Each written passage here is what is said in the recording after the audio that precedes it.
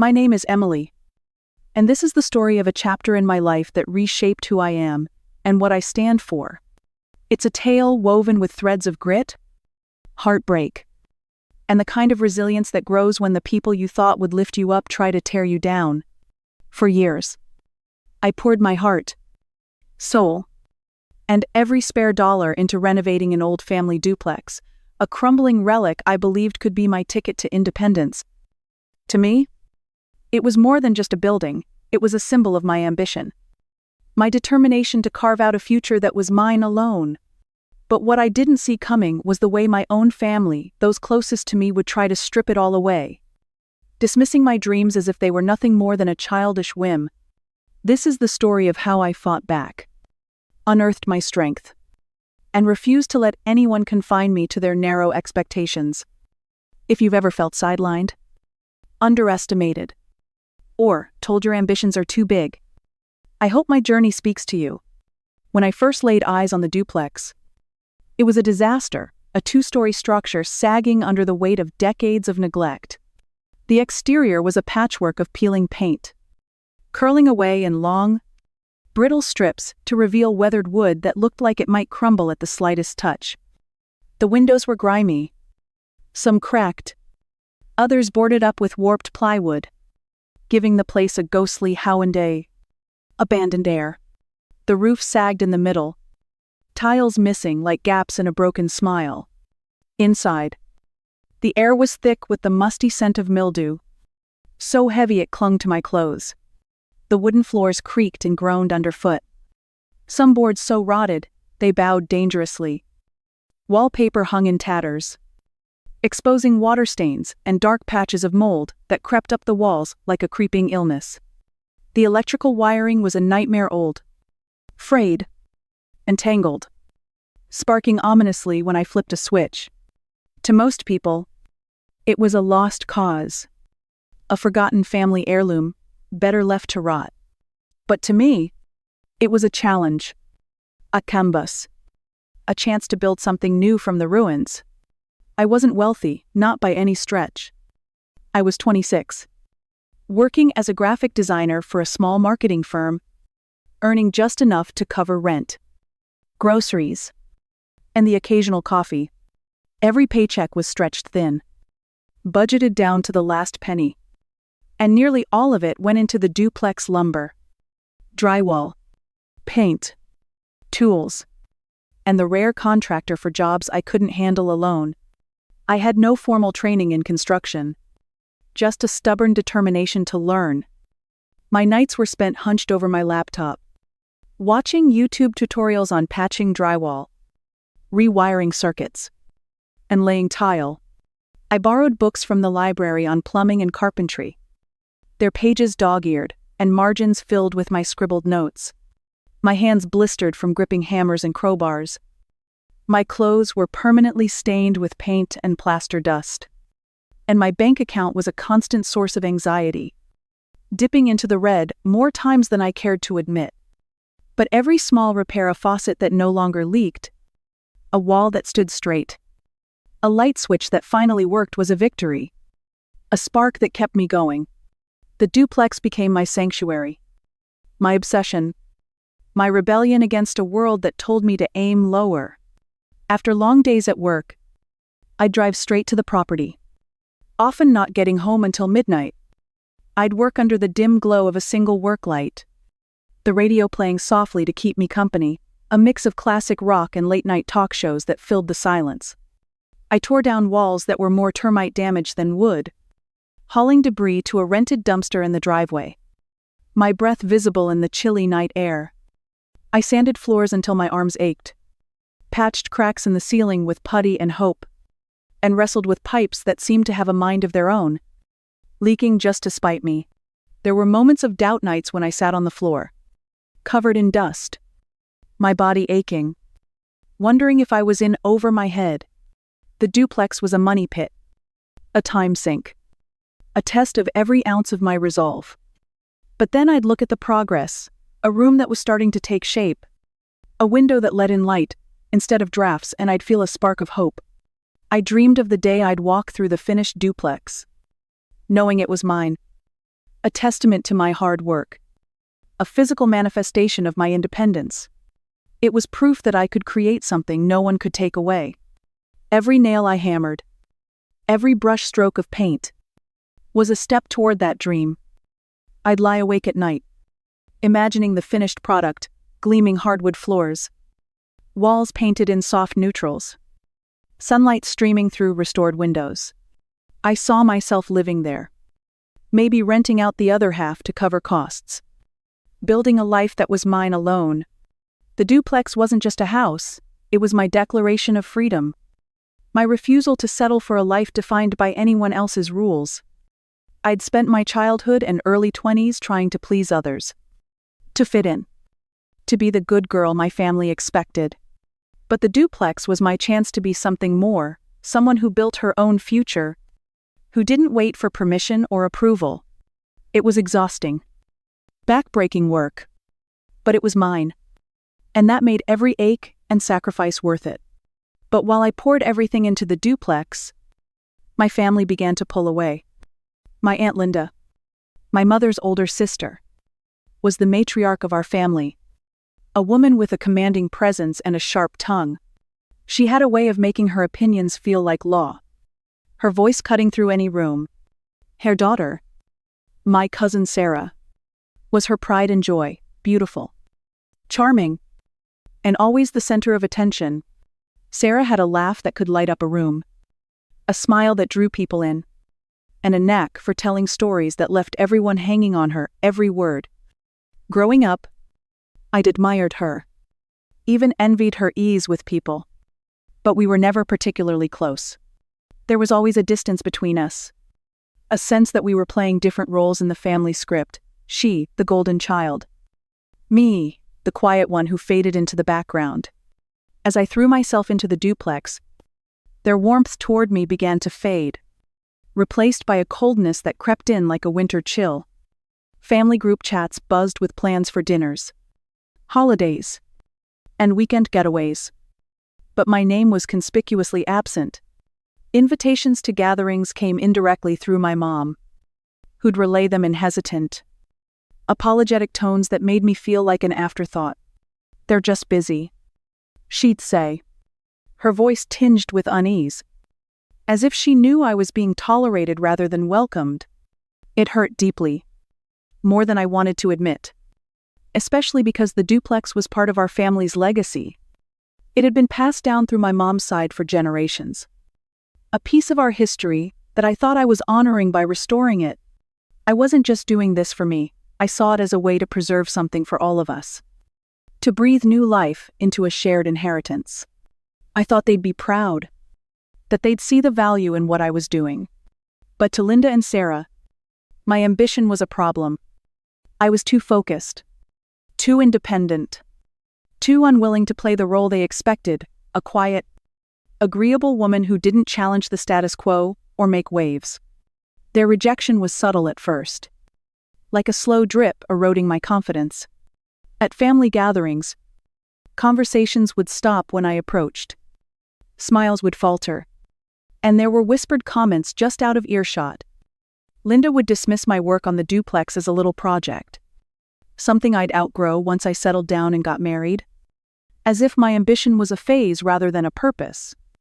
Sarah, meanwhile, would dominate conversations with stories about her job as a marketing coordinator, her charming fiancé, and her plans for a perfect wedding, barely acknowledging my presence.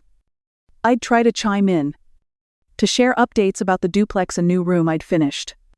A tricky repair I'd mastered, but my words would hang in the air, met with polite nods or quick subject changes. It was as if my work, my passion, was invisible to them. I tried to brush it off, telling myself I didn't need their approval. I'd show up to events with a smile, determined to prove I belonged. But the chill in the air was unmistakable. Their dismissal wasn't just about the duplex, it was about me, about my refusal to fit into their mold of what a woman should be. I was ambitious, driven, and unapologetic. Qualities they seemed to view as flaws rather than strengths. Linda once pulled me aside at a family barbecue. her tone dripping with condescension. "You're working so hard on that old house," she said. "But don't you think it's time to focus on something more practical, like finding a husband?" Her words stung, but I forced a smile and changed the subject. Inside, I was seething. The duplex wasn't just a house, it was my rebellion against their expectations. My way of saying I was more than their assumptions. The coldness grew over time. A widening chasm between me and the family I'd once felt so close to. I stopped getting invited to casual dinners. My texts went unanswered. And family events became exercises in endurance. I'd stand on the sidelines, watching Sarah hold court, her laughter ringing out while I felt like a ghost in my own family. It hurt. But I channeled that pain into the duplex. Every nail I hammered, every wall I painted, was a way to drown out the hurt. To prove to myself that I didn't need their validation. I wanted them to see it. To be proud of me. To understand that I was building something bigger than a house, I was building a future. But the more I worked, the more distant they became. And the more I felt like I was fighting a battle on two fronts, one against the crumbling walls of the duplex, and another against the walls my family was building around me. The breaking point came with Sarah's engagement party. The invitation didn't come from Sarah or Aunt Linda, it came through my mom. As usual. A last-minute mention that felt like an afterthought. "They want you to come," my mom said. Her voice hesitant. "But it's okay if you're too busy." I knew what she meant, my presence wasn't really wanted. But they couldn't exclude me outright without looking bad. I debated skipping it, tired of feeling like an outsider. But something stubborn in me refused to back down. I wanted to show up. To prove I wasn't invisible. To hold my head high despite their rejection. I spent hours agonizing over what to wear. Settling on a simple black dress that felt like armor against the judgment I knew was coming. It wasn't flashy. But it was elegant. A quiet statement of my dignity. The party was held at an upscale country club. The kind of place that radiated wealth and exclusivity. Fairy lights twinkled in manicured gardens. Their soft glow reflecting off crystal chandeliers inside. Champagne flowed freely. Waiters gliding through the crowd with trays of sparkling glasses. The air was thick with laughter. Music. And the clink of toasts. Sarah was radiant in a shimmering white dress that caught the light with every move. Her smile lighting up every corner as she moved among friends and family. Her fiancé at her side. She was the picture of perfection. The golden child, everyone adored. Her happiness, a beacon that drew every eye. Her fiancé, James, was handsome and charming. His arm around her as they laughed and posed for photos. They were the couple everyone envied. The center of a world that seemed to revolve around them. I, on the other hand, felt completely out of place. My black dress, though elegant, stood out against the sea of pastel gowns and glittering jewelry. I clutched a glass of wine to steady my nerves. My fingers tight around the stem as I tried to blend in. But I could feel the glances subtle. Judgmental. Unmistakable. Whispers followed me. Too quiet to hear but loud enough to feel like needles pricking my skin. I caught snippets of conversations about Sarah's wedding plans. Her dream honeymoon in Italy. Her perfect future with James. I tried to make small talk. To smile through the discomfort. But it was like trying to hold water in my hands, it slipped away. Leaving me empty. I felt like a ghost. Invisible to the people who were supposed to be my family. To them, I was the odd one out. The ambitious niece who didn't fit their polished, perfect world. I wandered to the edge of the room, leaning against a wall near the garden doors. Watching the party unfold, cousins I hadn't seen in months chatted animatedly. Aunts and uncles toasted to Sarah's happiness. And friends from her work gushed over her engagement ring. I tried to join in, approaching a group of relatives to congratulate Sarah. But their smiles were tight. Their responses clipped. "Oh, Emily. You made it." one aunt said, her tone implying surprise rather than welcome. I nodded, forcing a smile, and moved on, feeling the weight of their indifference. I wondered if they even knew about the duplex, if they understood what it meant to me. Did they know I'd spent 3 years pouring my life into it? Did they care? Then came the moment that shattered me. Aunt Linda took the stage, her voice warm and commanding as she raised a glass to Sarah and James. The room hushed, all eyes on her. She stood tall, her silver hair catching the light, her smile radiating pride. She spoke about family, about love, about the future they were building together. Her words were heartfelt, drawing murmurs of agreement from the crowd. Then, with a smile that felt like a dagger, she announced that the duplex, the one I had spent 3 years renovating, pouring my heart, soul, and every spare dollar into, would be given to Sarah as a wedding gift. A home for their new life together. Linda said, her voice thick with emotion. A piece of our family's legacy to carry them forward. The crowd erupted in applause. Glasses clinked. Voices cheered. Sarah beamed, her eyes sparkling as James pulled her close, their happiness radiating across the room. People rushed to congratulate them, their laughter and excitement filling the air. But I stood frozen, my heart pounding so hard I thought it might burst. The wine glass in my hand felt like it might shatter under my grip. 3 years of sleepless nights, blistered hands, and sacrificed dreams gone in an instant. To them, it was a generous, beautiful gesture, a family heirloom passed down to the golden child. To me, it was theft, a deliberate erasure of everything I had fought for. The duplex wasn't just a house, it was my proof, my pride, my independence. I had scraped wallpaper until my fingers bled, hauled lumber until my back ached, saved every penny to buy materials while giving up vacations, new clothes, and any small luxury. And now, with one announcement, it was being handed to Sarah, as if my work meant nothing. I felt like the air had been sucked out of the room, my vision blurred. Not with tears, I refused to let them fall, but with a rage so intense it made my hands shake. I set my glass down on a table, afraid I'd drop it, and slipped out of the party, weaving through the crowd without a word. No one noticed me leave. The cool night air hit my face as I stepped outside, the fairy lights blurring into streaks of light as I walked to my car. I drove home in silence, the radio off, my mind racing. I kept replaying Linda's words, the applause, Sarah's smile. It wasn't just the loss of the duplex, it was the message behind it, my ambition, my hard work. My dreams didn't matter. I was being dismissed, reduced to a footnote in someone else's story. That night, as I sat in my small apartment, the shock gave way to a quiet, burning fury. I paced the living room, the hardwood creaking under my feet, my mind replaying every moment of the past 3 years.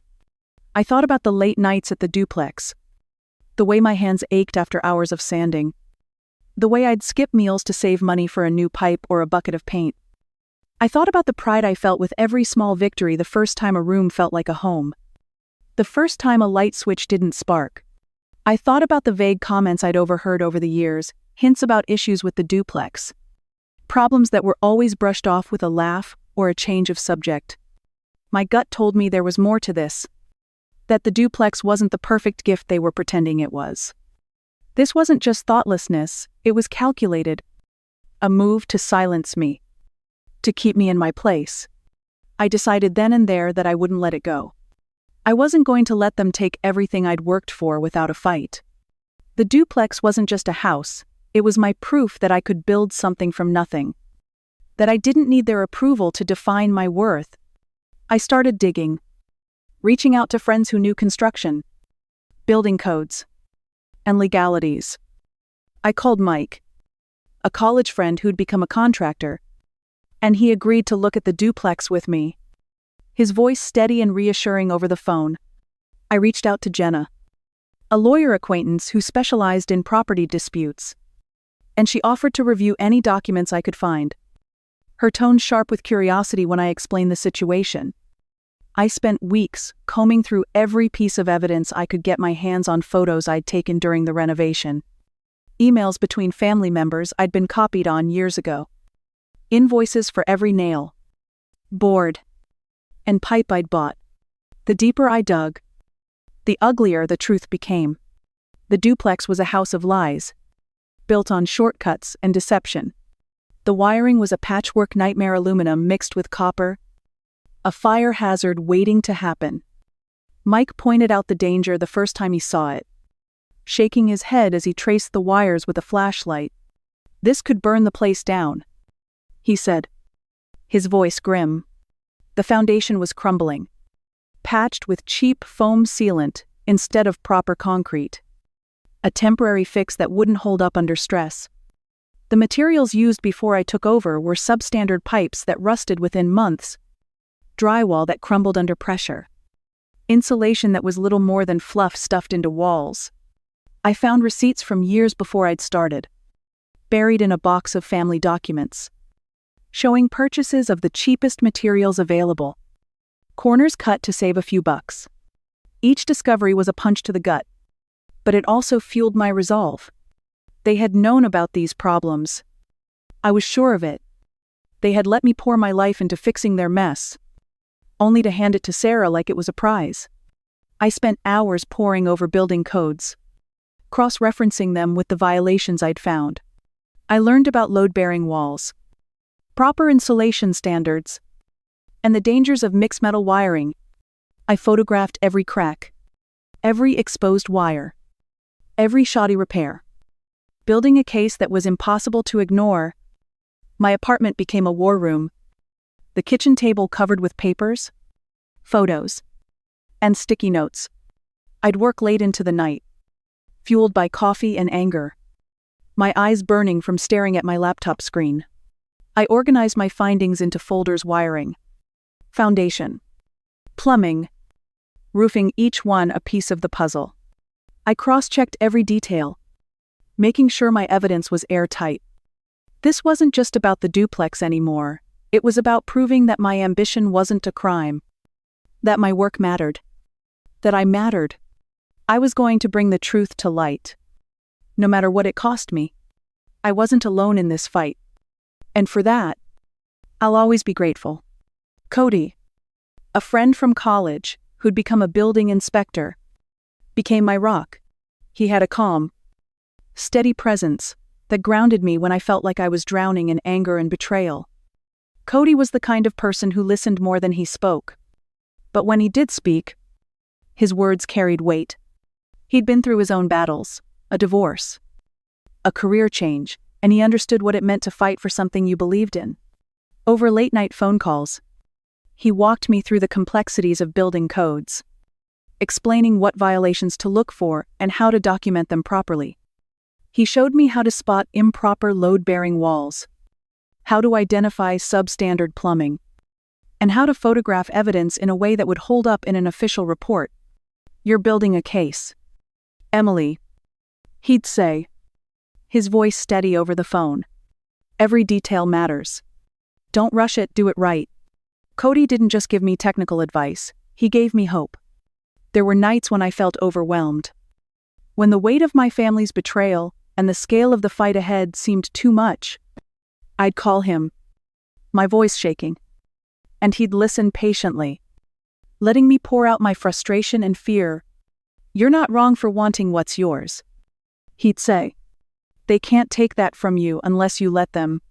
His belief in me was a lifeline, a reminder that I wasn't crazy for fighting this, that my work mattered. He'd share stories of his own inspections, times when he'd uncovered shoddy work or outright fraud, and it made me feel like I was part of something bigger, a fight for truth, for accountability. With Cody's support, I started to feel the tide turning. This wasn't just my fight anymore, it was a battle for justice. And I had someone in my corner who believed in me as much as I was learning to believe in myself. Cody came to the duplex with me one weekend. his inspector's eye catching things I'd missed. He wore a faded flannel shirt and carried a toolbox, his face serious as he moved through the house. He pointed out a sagging beam in the basement that wasn't properly supported, explaining how it could compromise the entire structure. He showed me a water heater that was installed against code, its connections loose and dangerous.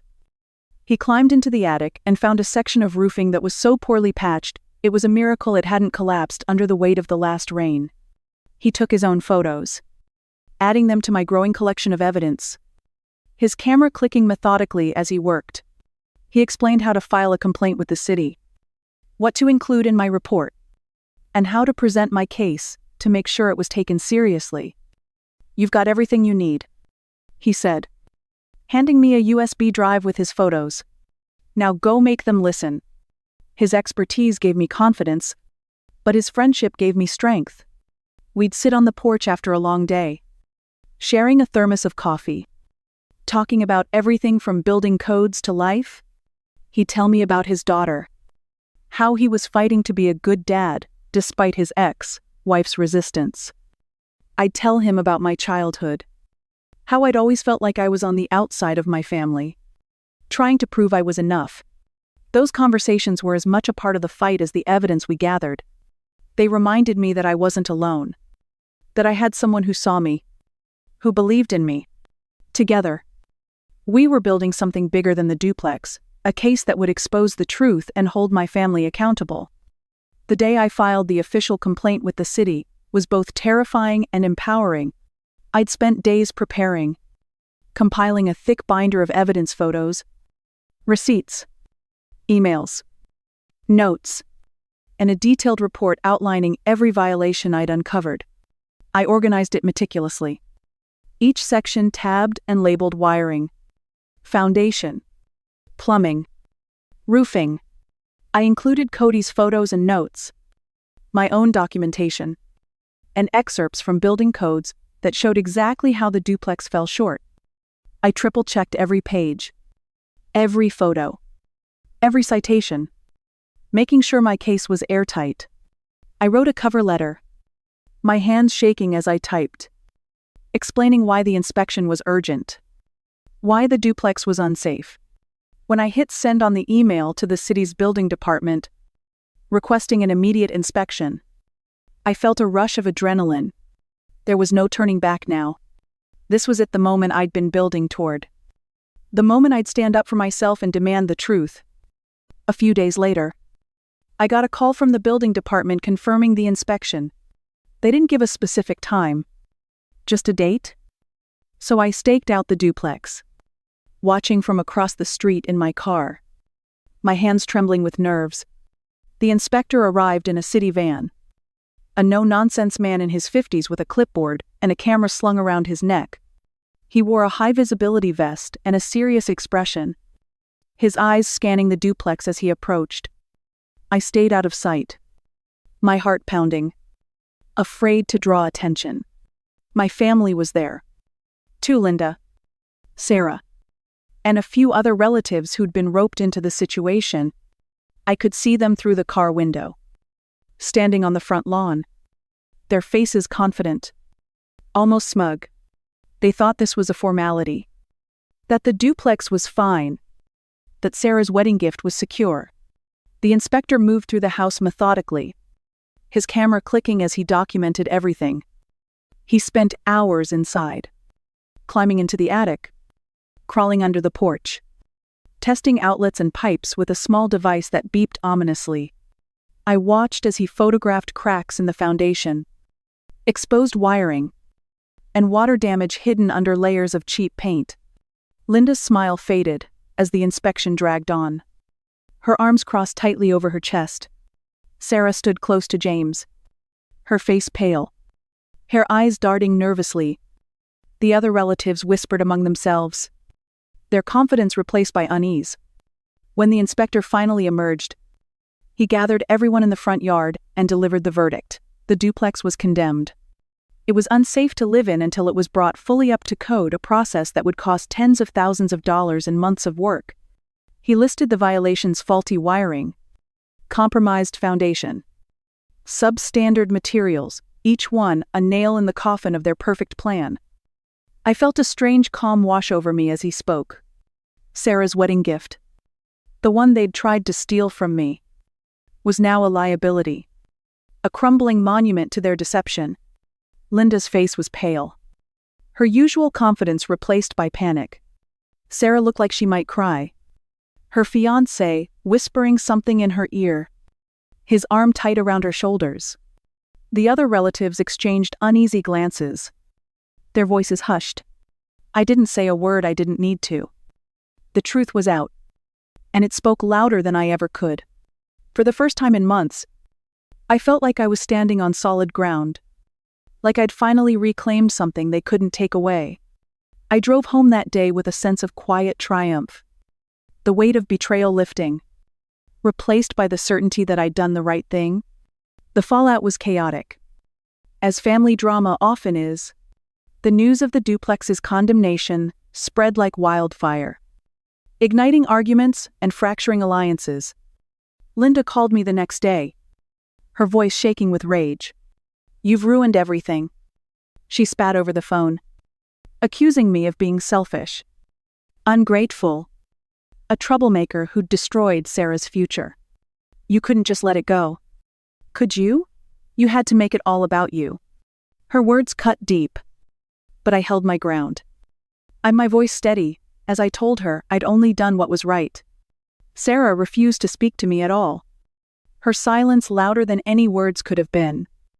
I heard through my mom that she was devastated, that she'd been counting on the duplex as a fresh start for her and James. I felt a pang of guilt she hadn't built the duplex. I hadn't known about the violations, but it was fleeting. She'd accepted the gift without a thought for me, without acknowledging the years I'd spent making it what it was. Other relatives picked sides, turning family gatherings into battlegrounds. Some sided with Linda and Sarah, insisting I'd overreacted, that I should have kept the family together instead of causing a scene. It's just a house, one cousin said at a tense Thanksgiving dinner, his tone dismissive. I bit my tongue, resisting the urge to tell him it was never just a house, it was my dream, my proof, my independence. Others quietly admitted they'd known about the duplex's problems for years, that Linda had overseen the original construction and had cut corners to save money. Their confessions were bittersweet validation. Yes, but also a reminder of how many people had stayed silent while I fought alone. I felt betrayed. Not just by Linda and Sarah, but by the family members who'd known the truth and said nothing, letting me pour my life into a house built on lies. I found myself isolated, cut off from the family I'd once been so close to. Holiday gatherings stopped, including me.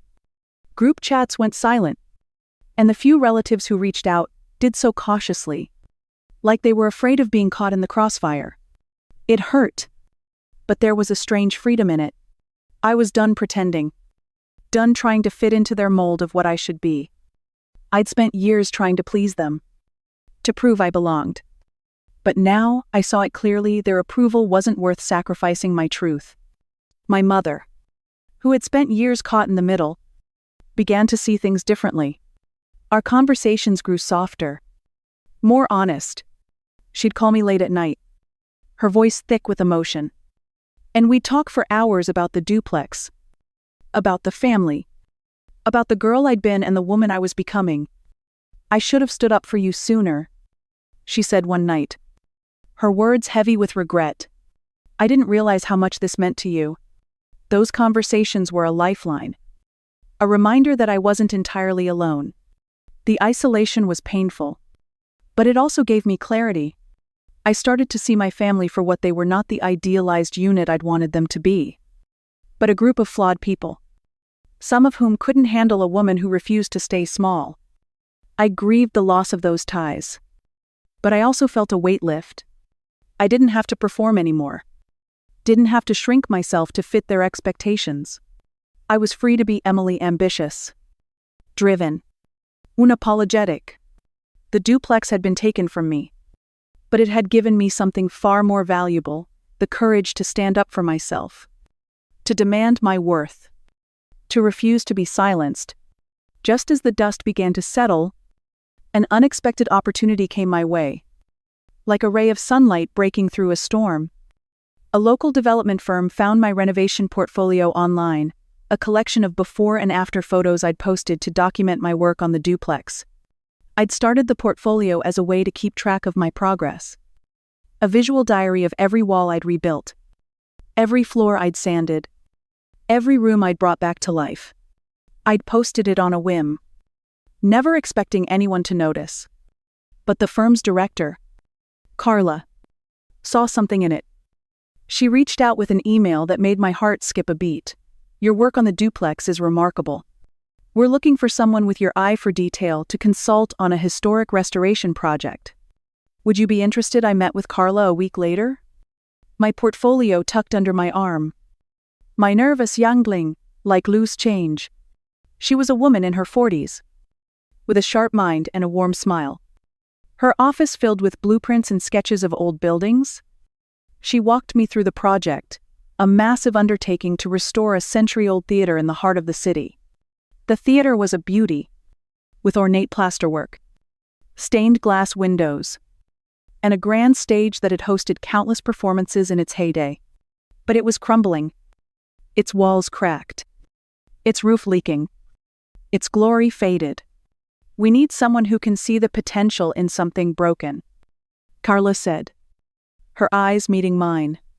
"You've already proven you can do that." I signed the contract that day, my hands shaking with excitement, my heart full of possibility. The theater project was a dream come true, a chance to channel my passion into something bigger than myself. I spent my days sketching designs, researching historic materials, and meeting with architects, historians, and preservationists.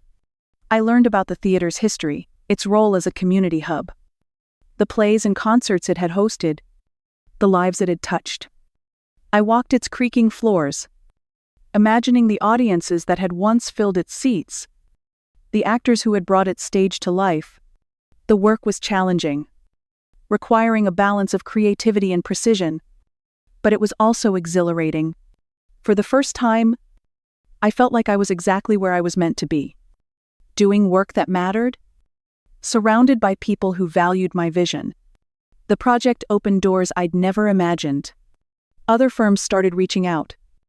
Impressed by my work on the theater, I took on smaller consulting gigs restoring a historic home here, a community center there, each one a step toward a career I'd never dared to dream of. The Duplex was gone, but it had led me here, to a future where my ambition wasn't a burden but a strength. I'd lost a house, but I'd gained something far more valuable, a sense of purpose, a belief in myself, a life that was mine to shape. The years of struggle, the blisters, the sleepless nights, the heartbreak felt worthwhile now, like the foundation for something new and beautiful. If you're reading this and you've ever been told you're too much, too ambitious, too loud, too different, I want you to hear this. Your dreams are valid. Your voice matters. Your strength is your greatest asset. The world will try to put you in a box, to tell you who you should be. But you get to decide who you are. My fight for the Duplex wasn't just about a house, it was about proving to myself, and to everyone else, that I was enough. That my work, my vision, my ambition could not be erased. I know what it's like to feel invisible, to have your hard work dismissed, to be told your dreams are too big. I know the sting of betrayal, the weight of standing alone, but I also know the power of fighting back, of refusing to be silenced, of building something from nothing. The Duplex was my battleground, but it could be anything for you: a career, a passion, a dream no one else understands. Don't let anyone dim your fire. Don't let their doubts become your own. Keep pushing forward. Keep believing in yourself.